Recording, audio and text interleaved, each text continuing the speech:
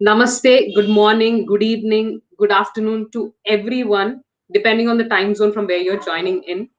So I welcome you, Gautami, welcome you for the seminar. So nowadays, everything, right from the groceries, education, the healthcare, everything moving online, security of our data and information has become the highest priority these days. Uh, we have had cyber security attacks many in the past. So we've heard here the news here and there about Twitter accounts being hacked, or the organizations have reframed themselves and they're back. But a prominent attack which affected so many organizations at once, and that too one of the most prominent government being affected, is a big news. So here today we have Mr. Aniket Andekar. He's a senior cyber security leader, and he's also been a mentor for our Stanford Advanced Computer Security program, which is delivered and supported by Great Learning. He's been working with us right from the beginning of the program, and it is great. He's one of our passionate mentors who wants to share the knowledge that he's learned. Any new case that he's being handled with or he's being involved, he shares it with the students. He's one of the most passionate mentors that we have. So it's my privilege to introduce him, and he will be. He's got his first on hands-on research work about this case study directly. So he'll be telling us how can we take it ahead. Aniket, over to you. Thank you so much, Gautami. I hope you can hear me and you can see me. Um, all right, cool. So, good evening, good morning, or good afternoon, depending where you are connecting today. Now, with the COVID-19 and the pandemic going everywhere, everybody has moved online, and cyber attacks have changed the way they used to operate. They have learned the lessons from the previous times when their attacks have been caught. They have learned the lessons when their attacks were not successful.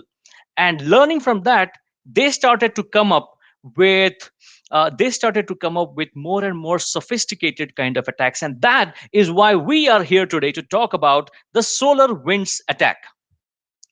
The SolarWinds attack is very unique in its own kind. And the main reason for that is this attack is upon the supply chain. And this supply chain attack is something we had seen in the past, but never at this scale and this level of impact. And that's what makes it so special as well, as Gautami rightly said at the very beginning of the session. So in today's session, we will be talking about what is this attack about, how did they get in. We will also talk about what are some of the key takeaways for everyone from this. And not in limited to that, but we will also look at some of the evasive techniques that these attackers have used during this entire attack platform. So it all started on 8th of December.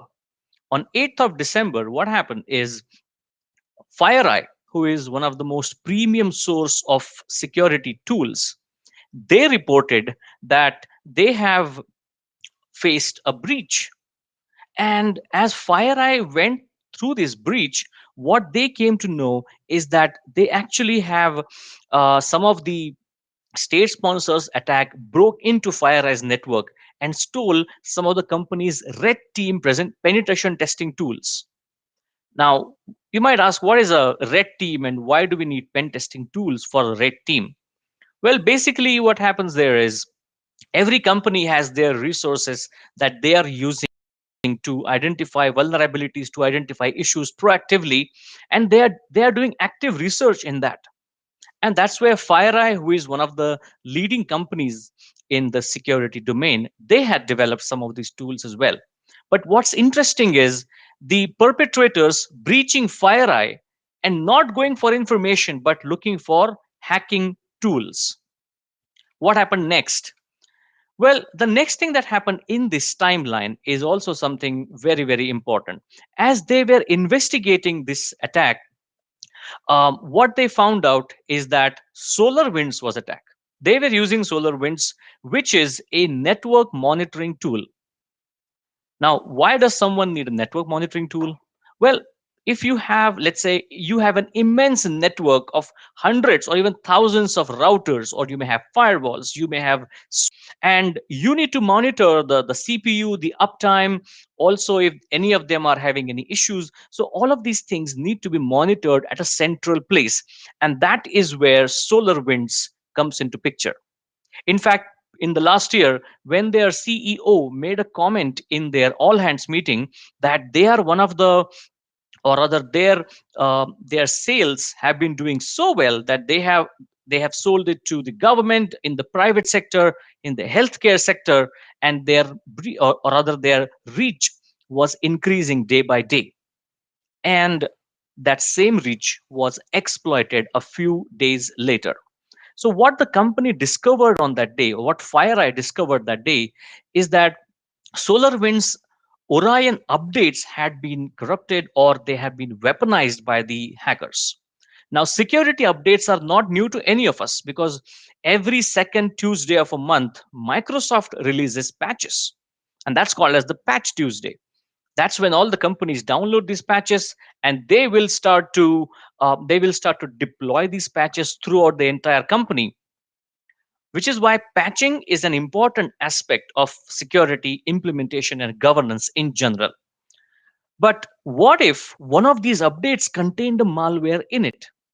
So that malware will be received by each and every company that has this software installed. And that is exactly what happened. The next thing that happened is on December 12th, 2020, FireEye alerts the SolarWinds CEO that Orion contained a vulnerability, and as a result, there has been a cyber attack.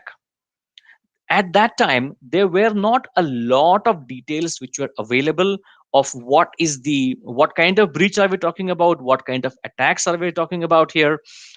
Is it a data leakage kind of a vulnerability? Is it a privilege escalation kind of a vulnerability, or is it a denial of service? Usually these are the kind of main categories of attacks that one usually talks about. Now this is when, on December 13th, that's when this entire case was broken open. That is when they discovered about the malicious DLL. Um, that's when they discovered that there was a malicious DLL that was a part of this update, which was causing this entire vulnerability. Now, the December 13th was also when CISA, which is the Cyber Information Security Agency, or Cybersecurity and Infrastructure Security Agency. It's an agency from the U.S. government. It is a part of the Department of Security, because that department is focused on ensuring that the communication about breaches like this, the research about this, reaches everyone. That's when they created an emergency directive. That's like passing an emergency law. So a government on Sunday, December 13th, passed this emergency directive, asking everyone to go through the updates that have been sent by SolarWinds. They were trying to assess what all information has been leaked as a part of this breach.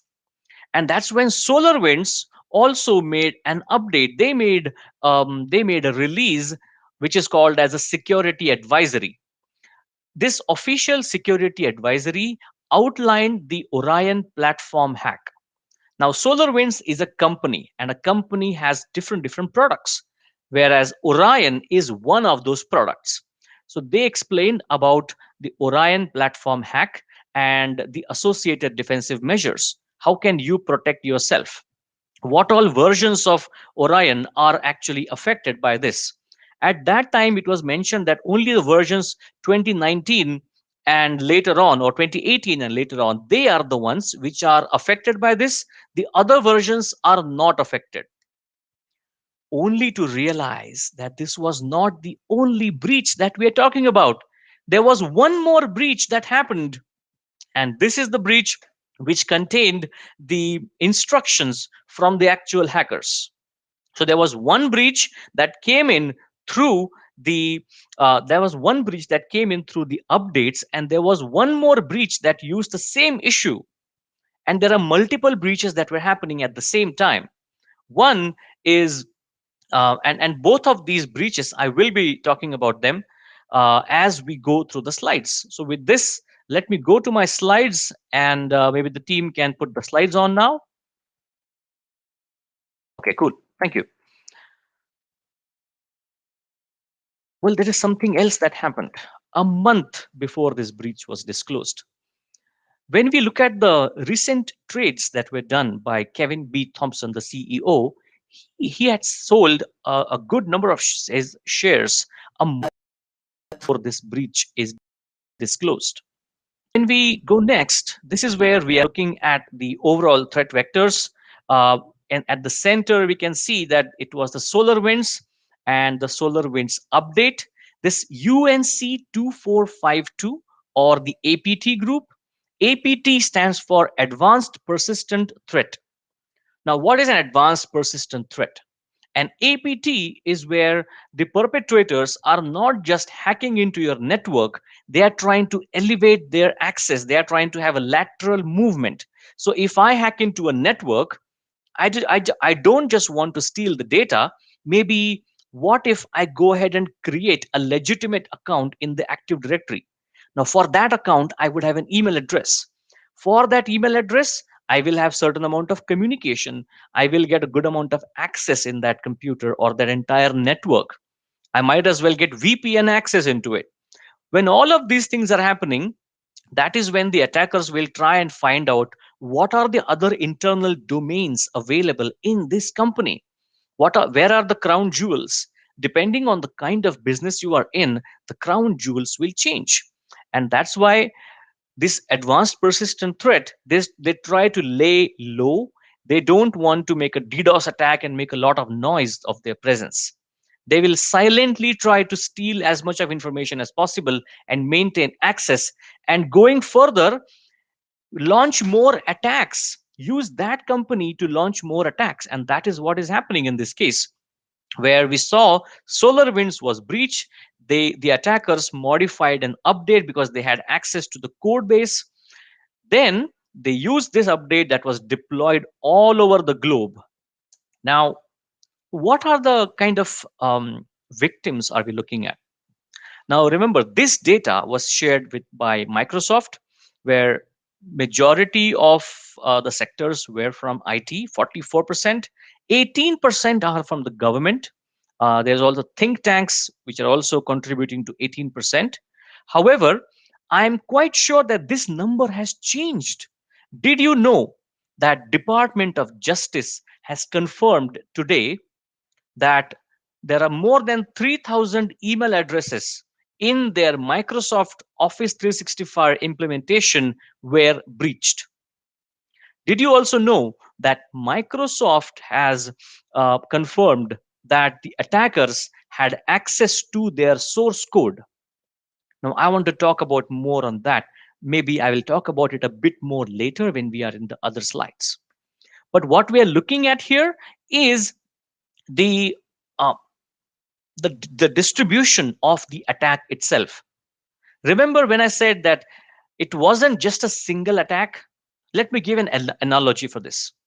The analogy is like this. Let's say um, Samir has a question. How did they access the code base? Thank you, Samir. I'll be looking at these questions as well.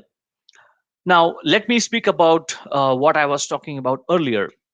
As in, when we looked at all of these different segments, the analogy that I would like to give is that suppose there is a group of crowd and there are two people sitting on a bike with some guns in their hand. They just drive by and they start shooting at everyone who was standing there. That is one kind of an attack. There is another kind of an attack where you have somebody with a sniper gun sitting on the top of the 18th floor of a building, specifically choosing people and then attacking them through that lens.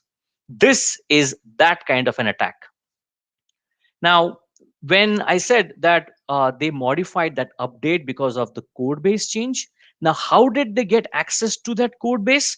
Is some of the theories about this is through the FireEye breach, where at the very beginning, when they had stolen those tools, they were used to get access to this code.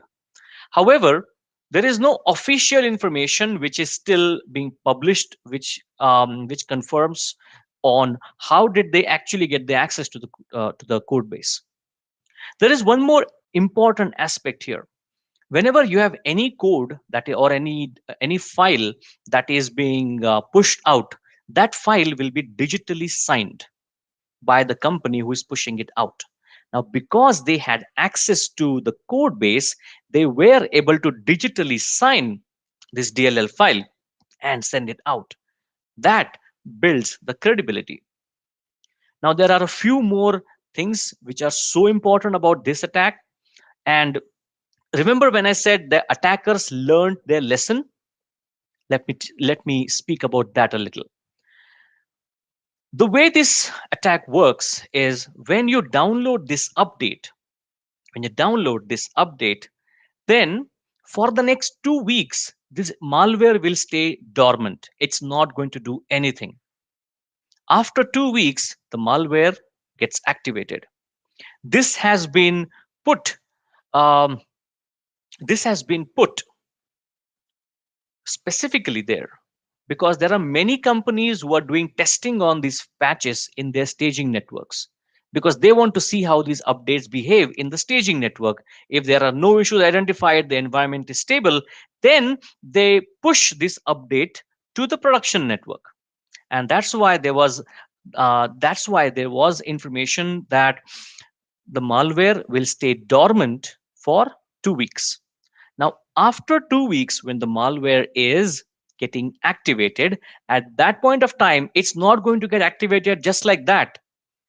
Because if it's a code, then it's going to be like after 2 weeks, the moment the clock hits 11 a.m., you get activated. Doesn't work like that. They have randomized the way this malware will get activated so that there is no predictable time of activation for that malware.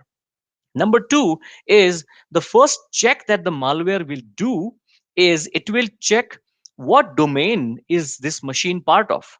If that machine is a part of something like dmz.local, now that domain is a part of staging network, or it could be a sandboxing technique as well.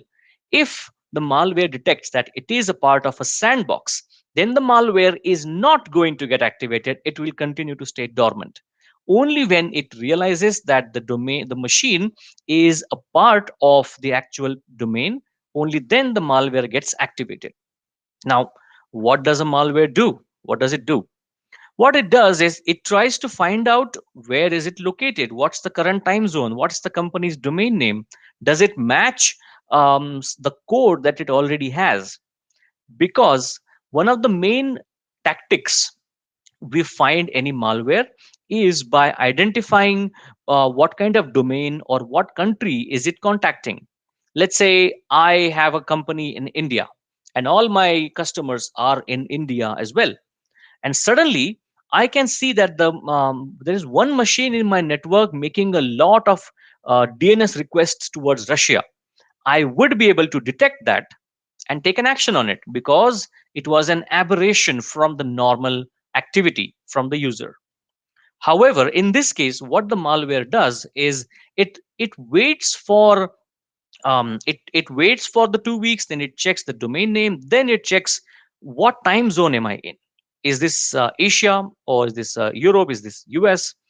Then it also has an encryption algorithm inbuilt. And let me quickly walk you through that. Yes, this one. So what we are looking at here is this is the main domain name, which is constant, avsmcloud.com. Now, FireEye and Microsoft have worked together to take over this domain. However, it is recommended that you blacklist this domain right away. Then we have what kind of zone are you connecting from? There's another constant thing here, which is appsync-api. And then there's a dynamically generated domain name basis on where the machine is getting connected from. So you can see that if you look at this kind of a domain, do you really think there will be any DNS history for this domain? No, because it was created just now. It's a very specific kind of an attack. So let's say if the machine wakes up in the Cisco network, there would be a different code. If it wakes up in the Microsoft network, it will be a different code, and which is why the overall score for that domain will be low, and it will continue to access when the machine is able to make contact with the command and control server. Now, command and control server is the one that has that's where the hacker is sitting, or hackers are sitting, because the speculation here is that this was a state sponsored attack by Russia. And when you say state sponsored attack, what does it mean? What does it entail really? Because a lot of times you hear these fancy words, but what do they actually mean in the real world?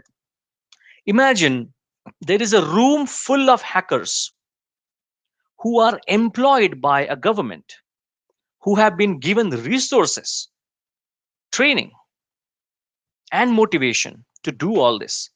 Just imagine the amount of work that has been put in just for this specific code on the screen to register these different domains. And when any machine makes a DNS request, they have a log line that gets generated, and they know that, I have one more machine that has been compromised. And depending on the code, they can translate that code back to the actual list of companies for which they have already put the list in the code. So all of this have been the learnings from the previous malwares they have sent, or the way these tools, tactics, and the procedures that are being used by the cyber defenses to find these attackers. So this is a very nice infographic that I came across. Credits to Prevasio for coming up with this brilliant tool or brilliant analogy, and giving us the entire step-by-step understanding of this malware.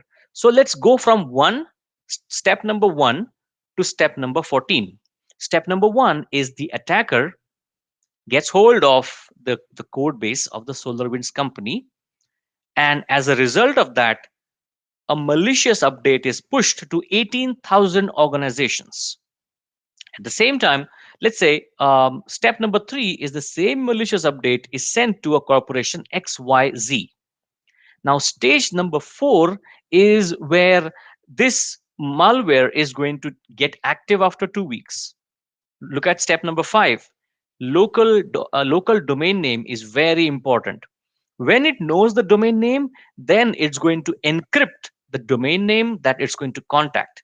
And step number seven is to make a DNS query, a passive DNS sensor which is sitting in the cloud to receive this query. That cloud server is going to connect to the authoritative DNS server of this avsmcloud.com domain. Now, who controls this? It's controlled by the attacker. What happens next? Look at the step number 10. Step number 10 is the attacker now sends a request or sends the information to a different server that they are hosting in the cloud. It's called as the C2 server. C2 stands for the command and the control server. Now, this C2 server is going to control, or rather going to exploit, the second vulnerability or the second breach that I talked about. That's the second stage of the backdrop. So that's where the attackers will use the second stage backdoor or a teardrop attack to gain hold of the company's network. Now, what did they do? The Department of Treasury, they announced that the attackers gained access to the mailboxes, or they were targeting the mailboxes of the topmost leaders in the Department of Treasury.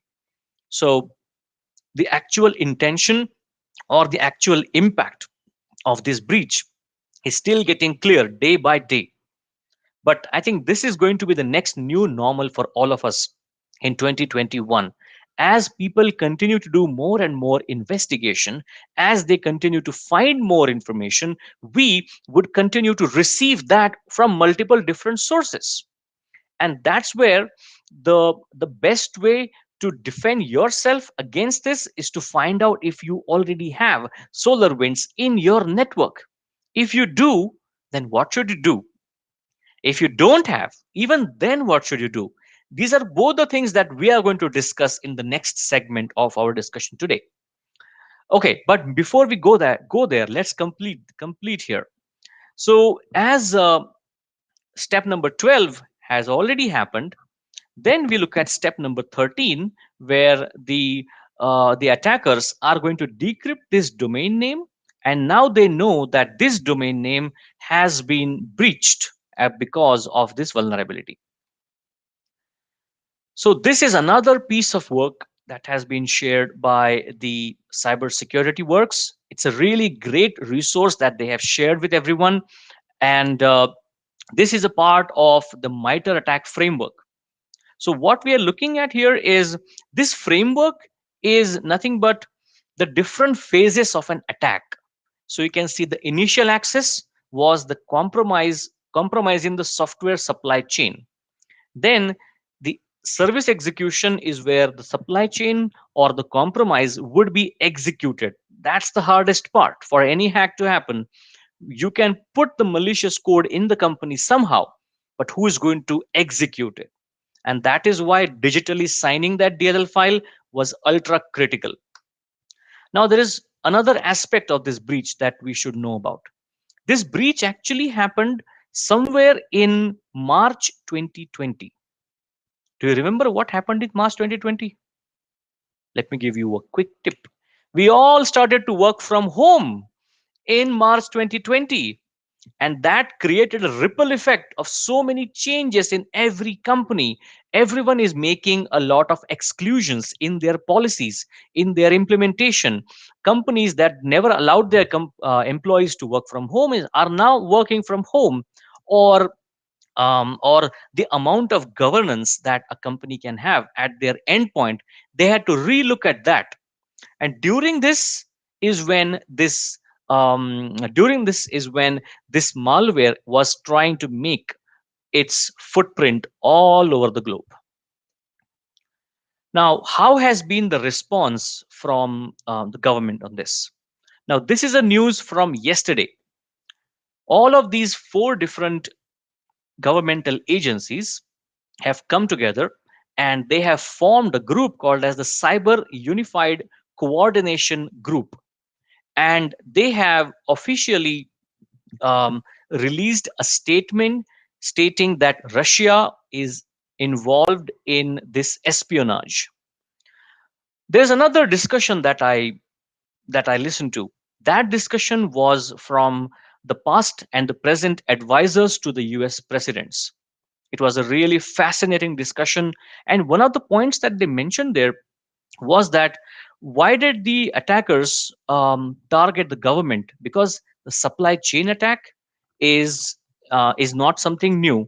However, because of the amount of trust that everyone had put, and that's the common factor which is present among all of these companies, so implicating or compromising a supply chain vendor like SolarWinds can be a gateway into multiple different companies at the same time.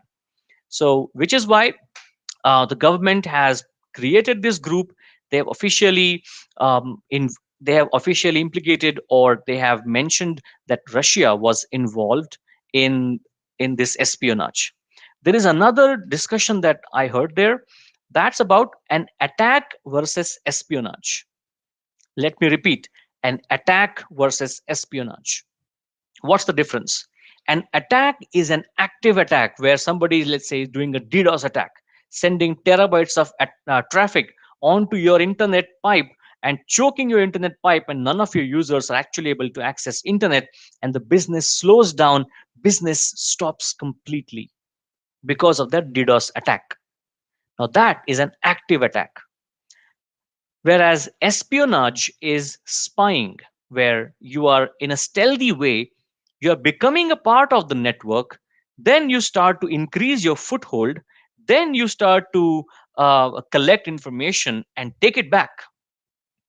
That is espionage. And every country in the world, including the US, everyone has these operations going on.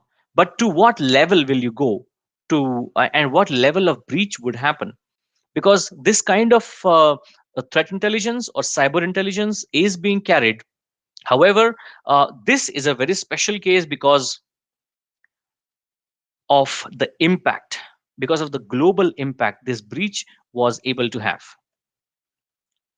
One of the ripple effects from this is that the share price for SolarWinds Corporation has plummeted from where they stood on 10th of December to where they stand today. So there's a steep difference, and as a result, the the stockholders of the company have filed a class action lawsuit against the company for the way they handled this entire cyber incident and the way they communicated to the stakeholders about the security of the company. So that's another ripple effect of a single hack that happened. And this theory of ripple effects is really, really important because many a times there is this one incident that affects the entire world, the way they look at security, the way they look at securing the access being given to your vendors. How many vendors do you have right now? What level of access do they have? Are you tracking that access? How's your third party risk management program assessing the security being implemented by your vendors? All of these are questions being asked now. When it comes to, um, I came across this quote very recently. We are our standards. What is a should and what is a must for us? That truly defines where we stand. A lot of things which fell into the category of should are now going to become a must. For example, doing a secure code review for every application that is being developed and deployed by your supply chains or your vendors before it is being done, or they need to do a penetration test and a code review and have that as a proof before you let anyone in. All of these are some of the recommendations that are now coming up as a result of this breach. So there is, I would say, the world has been changed in an irrevocable way because of this breach. Now, Vinod Kumar, he is somebody who had uh, he's somebody who had shared this information, or he had made this post on Twitter that the FTP credentials of downloads.solarwinds.com are publicly available. And I think this was from Pastebin, if I'm not wrong. So if they are able to get the credentials for domain like this, then we are challenging the security of the company right there. And that's also where companies can look at their exposure of what is my current exposure today. Do I have something like this? Do I have any credentials out in the open?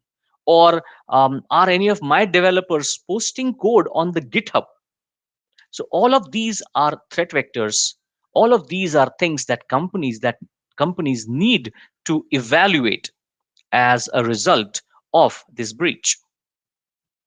And this tweet was also used in a class action lawsuit later. So all of these things have been happening. I've been keeping a close eye on this, and there are a lot of amazing resources for getting information about this entire breach. Microsoft has been a thought leader in this entire incident from the first day, where they were able to reverse engineer the malware code and release and publish the details of the various IOCs. Now, what is an IOC? IOC is an indicator of compromise. An indicator of compromise could be a malicious IP address, a malicious domain name, a malicious file hash. All these three are the main kinds of indicators of compromise. In fact, you might as well include um, any compromise certificates in this. You can update the CRL looking at the certificate that has been compromised. Next is the official SolarWinds security advisory. If you are a customer of SolarWinds, you have it in your company, you have it installed, I recommend you that, let me scratch that. You must go to this security advisory, check the fix that has been deployed, and confirm that you have that fix deployed. What else? You should assume that the server where this tool was installed, that has been compromised. You need to rebuild that server. But when you rebuild the server, what happens to your previous server? You should not just get away with it, or you should not just get rid of it. What you should do is contain a forensic image of that entire server and preserve that as evidence. Then you rebuild a new server from scratch where you install the software with the security patches installed this time. And CISA, or the Cybersecurity and Infrastructure Security Agency, the CISA.gov, they have been a source of a lot of good information as well. They are releasing a lot of directives. In fact, there was a directive which they updated on 6th. So I recommend everyone to go through that updated directive. It talks about what are the things that you must do if you have this tool with you. And the last thing is the Sparrow tool. So CISA has also developed and published a PS file or a PowerShell script, and they have published it in github.com. I have given the link in this list here. And using this link, you would be able to download this shell script. The page gives you clear guidelines on how you can install this script, how you can use this script, and what all outputs can you expect from it. So those are some of the resources that I wanted to share with all of you. And we are a security team, all of us. I can see there are 182 people connected to this stream right now. So each and every one of us, if we work together to share this information, only then can everyone be secure. How can you keep yourself updated? Follow the right kind of hashtags. Follow the hashtag SolarWinds. And where do you find this? You can find this on LinkedIn. You can go to the SolarWinds advisory. You can use the Microsoft Resource Center, and they keep updating the details as well. And the DHS, there are many daily newsletters that you can subscribe to that would send you this information ready made in your mailbox. There are many such newsletters available in out there in the open. I use Recorded Future, and the Recorded Future has been, I think I have used their I've used their daily newsletters, especially during this entire past 2 to 3 weeks, to find if there's any new update that I should be aware of. Not to mention, not to forget, Twitter, because if you search on Twitter, you can find out if somebody posted about this in the last few seconds. Um, but that's also where that's also where I would like to talk about an issue that is faced by a lot of the security teams out there, and that is the paralysis of analysis. That's right, it's called as the paralysis of analysis, because there are too many alerts coming in, there is too much of information coming in. Is all of that relevant to you? Maybe not. And that's why you need to prioritize. When you read in the first newsletter or in the first news article that Microsoft has, let me take an example, that all these four US government agencies came together and they made this news, or they made this state joint statement accusing Russia of this breach. You know about this. Now you go to different channels, follow this hashtag, and see what information can you get. Most of them would be people who are just retweeting or resharing the same article with a couple of points that they have given about it. However, there would be some additional resources, which would be companies doing a reverse engineering on it and publishing some more additional information or IOCs that you can take care of it. You can use it. You can use those hashes and get them blocked in your environment. You can block those domains in your proxy. So all of these are different IOCs. I could see that Cisco's Umbrella, which is the proxy product, already has a category called as Solarwinds as a threat.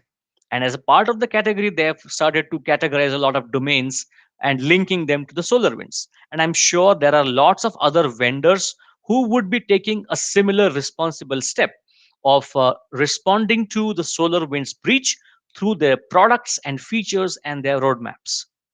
With that, I would like to take some questions because I see that we have a few minutes left in this session. So, Gautami, what kind of questions do we have?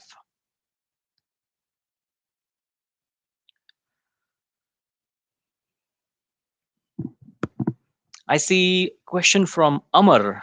FireEye got breached through one Orion update on what is number two. Okay, so FireEye got breached first, and that is when the attackers have stolen the red teaming tools. That is when they were doing an analysis, and then they came across the issue that the SolarWinds has been breached already. They found it in the first week of December. But when did the breach happen? The breach happened a year ago, October 2019. That is when first time the attackers had tried to add a simple class. In the programming language, you can define a class for any program. So they just added a benign piece of code and see if it gets detected. It was not detected. That is why they launched the full-fledged attack during the March timeframe. Okay.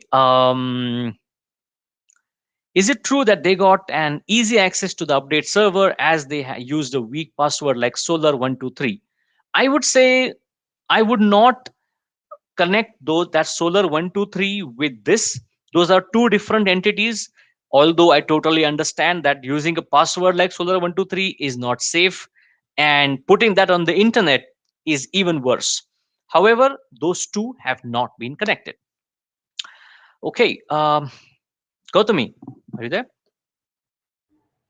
Yes, Aniket. Yeah, so we have Yes. few more questions that's coming up. So one of it is in the starting was how can we design a campaign to create awareness of safe browsing? I think this is one of the most needed questions. Sure. Sure. Yeah. Safe browsing. Well, in today's world, as all the users have reached or are working from home, that's why phishing attacks have increased by multifolds, because the attackers are sending malicious links to you. And that's where your protection on the computer is equally very, very important. When you are clicking on a link, what kind of site is it taking you to? Is it having any, or if you receive an email which says you need to urgently do something, that sense of urgency in any email should be a big, big blinking red flag for you. At the same time, when you see that you try to click on the link, however, the actual address at the bar is different. In the past, a few years ago, I came across one link like that, where the link came from Japan, but when I highlighted my arrow over that link, from Russia. So because there was a difference in two, I did not click on that. And for this kind of if you are suspicious of any link, I'll give you a bonus tool. And this tool is called as urlscan.io. So you can use any link. If you are suspicious of it, scan it with urlscan.io. It's a free tool, and it will tell you if that link is obviously bad, it won't even scan. I did this today. I scanned the URL and it didn't even take a second. It says, it's bad. Don't access it. So yeah, a few days earlier, what had happened is I scanned the URL, and there are various different things you can look for it. Look for the headers, look for images, look for other red flags that you can find while doing the analysis. That was a really interesting and the most needful tip I think in nowadays. There are few more. I'm taking it directly from the comments. How Sure. can we be sure it's Russia? How can we be sure it's Russia? Well, I would say we don't have to take the responsibility of that, because when a government agency, let me rephrase that, when four government agencies come together and officially make a joint statement that it was Russia, we should trust them. And it has been it has been this way since the first day from where this discussion had started, that they are trying to implicate Russia into this. And when I say implicate, how do you know where the hack came from? You know that by looking at the files. You know that by looking at the TTPs, the tools, the tactics, and the professional, or the practices that happens. So which is why all of these are different TTPs. I might change my maybe I use one kind of gun today, I will change another kind of gun tomorrow, but I'm using a gun, right? So that is my tools. What is my technique? Do I always climb on top of a building and shoot? What is my procedure? Do I always change the way I look before I do an attack? That is my tools, my technique, and my procedure. And that is how people can create a profile of an attacking group, because they always use the similar kind of tools, techniques, and procedures. Yeah. Thank you for answering that. We have one more that came right in the starting of the session. It was like, how can we design a campaign to create awareness of safety? Oh, we answered that. Yeah. Sorry. Can you talk more about privilege escalation? Sure. Privilege escalation is something like, let's say there is a website and you register to that website as a user. So ideally, you should have access to only your profile. But what if you have some malicious code? You can do some SQL injection or a cross-site request forgery or any other kind of hack, because of which now you are elevated to an administrator level access. That is privilege escalation from a user level to admin level. Yeah. Yeah, we have few more questions coming up on and on. Is phishing attack done through emails? Predominantly, it is done through emails, because when somebody sends you an email, they might try to make that email look very much like a normal email that you see. It could be but the things that you should look at, the first thing you should look at is the email ID. And I challenge each and every one of the 168 people who are watching this stream right now, go through your mailbox. You would find it in a way that when you go through at a mail, the name of the person looks different. When you look Yes. at the actual email ID, it looks different. Yes, it And has that happened to me as well. Yeah. correct. And one other, I don't know why, but I always get emails from Sibyl claiming that, update your Sibyl score. When I open that email, the email ID is completely different. Yes. So, so that is one way the attackers will always try to fool you in clicking into a link. They do a lot of drama in order for one thing to happen, is to make sure that a user clicks on the link. Because when you click on the link, if you are already logged into a website, they might try to steal your cookie and try to impersonate you. If you click on the link, they might try to make sure that you download something like a script or any JavaScript on your browser, and hack your browser through that. Which is why there's a lot of drama around making somebody click on a link. Got that. Got their efforts. Where are their efforts now? How was the fire I breached? That detail is not yet available to the public. Maybe we might need to wait or do another webinar in the future to discuss that. Oh, thanks. So that's waiting. We have one more.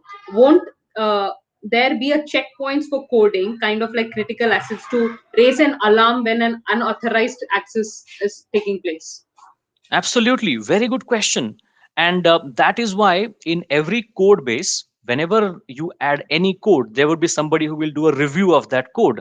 There would be a testing team who will come and test the application that you have developed. All of this goes for the legitimate code. But if somebody comes in and adds a few lines of code which you did not add, now that needs to be checked in your CI/CD pipeline. Maybe you can do that through hashing.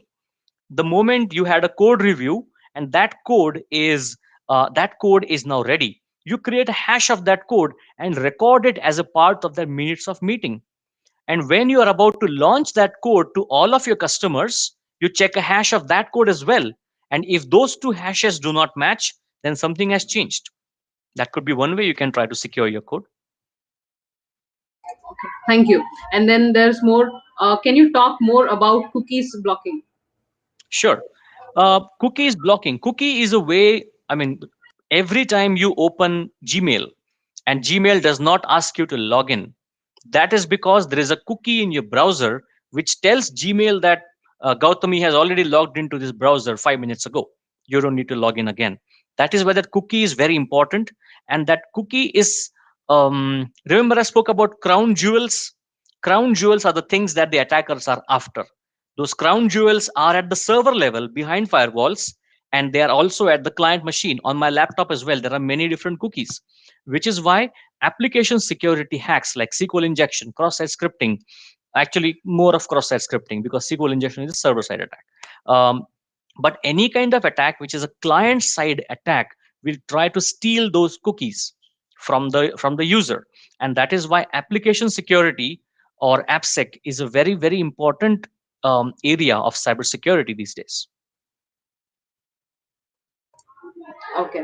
And there is also this question that asked, what cloud service was in use? Okay, there are I think Office 365 is one of the cloud services that was being used.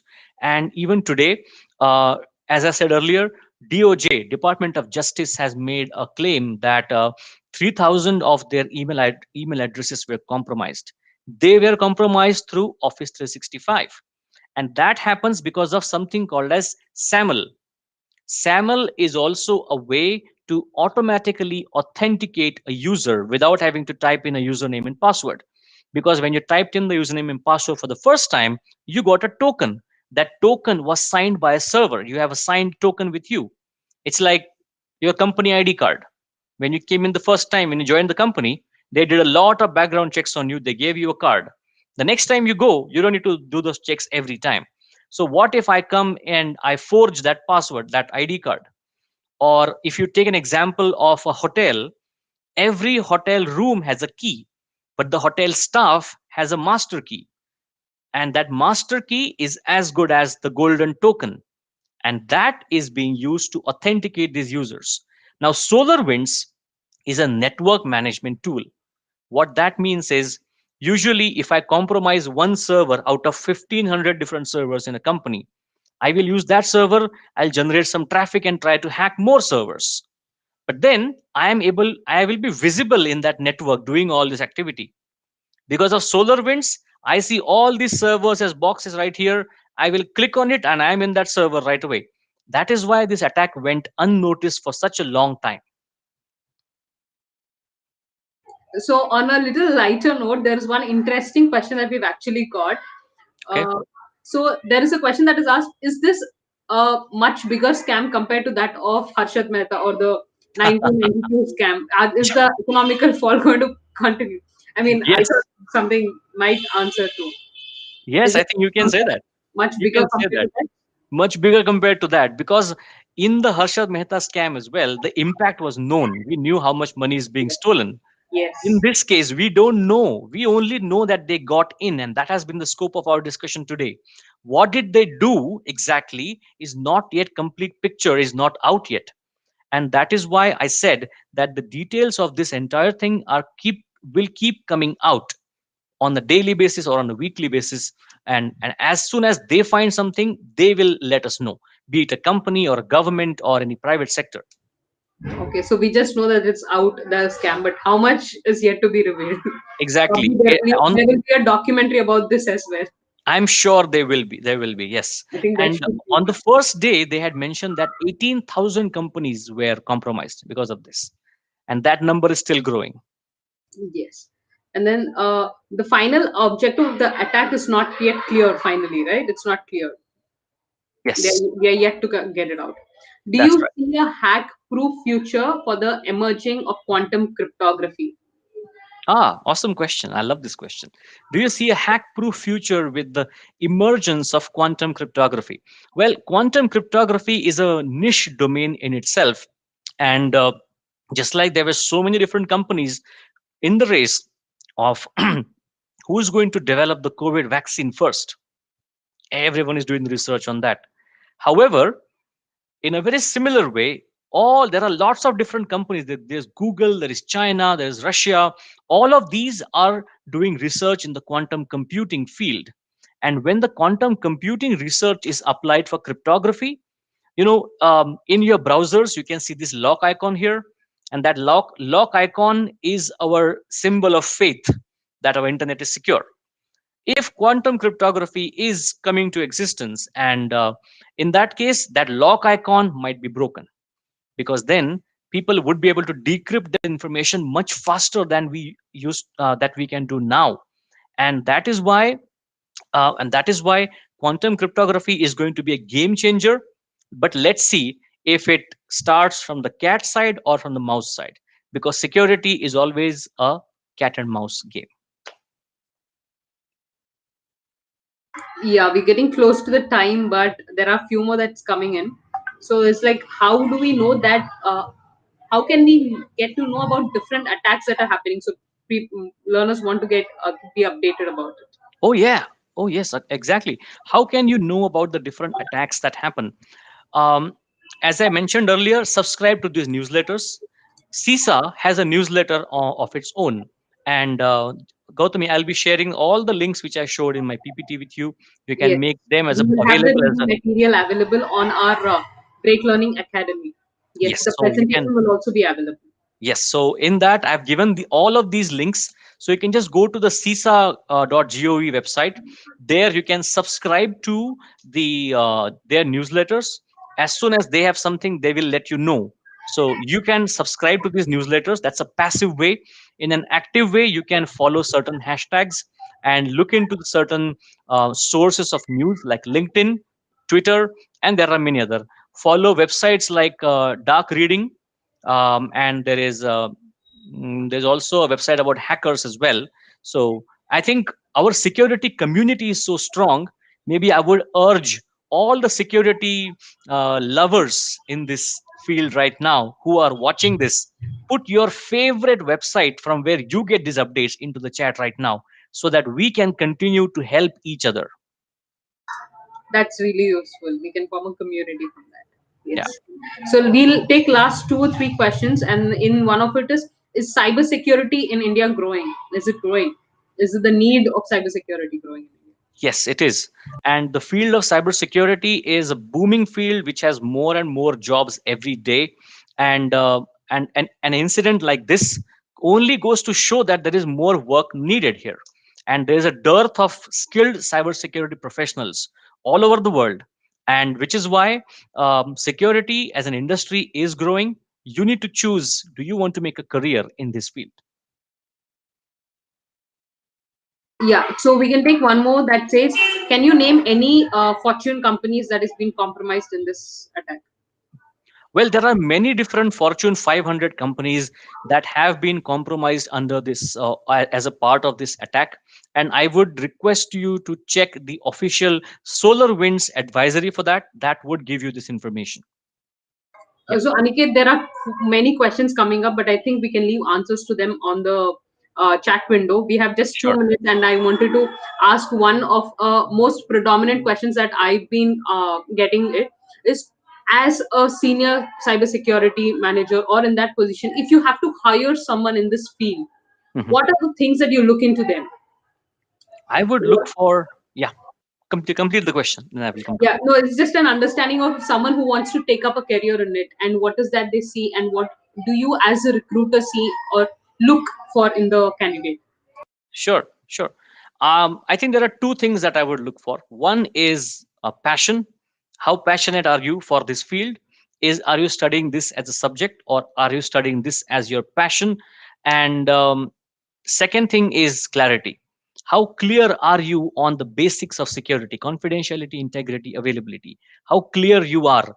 CIA is all around us. In your home, you can find 15 examples of CIA each, and that is where clarity comes into picture. Keeping yourself updated in incidents like these and learning about them is just one way to show your passion. That's something interesting.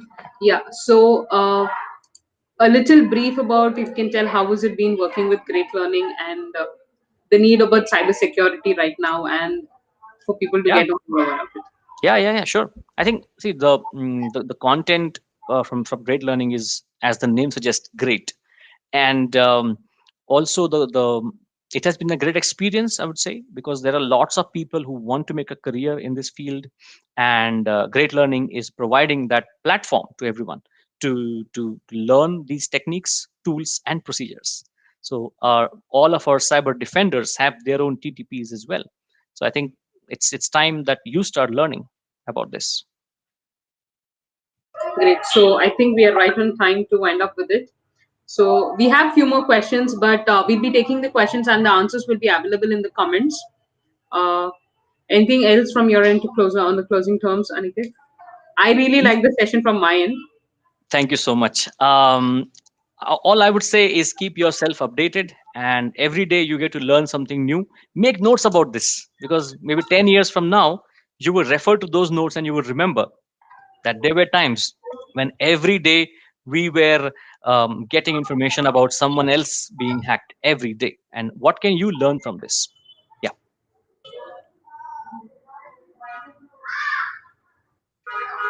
All right. And as Gautami had mentioned earlier, the Stanford's a lot of times we aim or we dream to go to Stanford and learn in that university, but many a times we don't get that opportunity. But I think that opportunity is there right in the browser, the same browser in which you are looking at this webinar, to understand the curriculum and learn from the experts from Stanford. I think definitely it's an opportunity that people should look forward to. Thank you very much for the session, Aniket. And I want to inform the learners that we are planning to have a series of sessions like this on this and few more coming up from the cybersecurity and from Great Learning. Probably every month, if possible, we'll come up with some interesting session to keep you updated with. Like most of you asked, how can we keep ourselves updated and how do we take care of all our information? We're working on it to spread the knowledge as much as possible. Yeah, so we can wind up. That's here. Thank you everyone. Thank you everyone for joining. Thank you Aniket for this amazing session, and hope to see you all again soon. Namaste.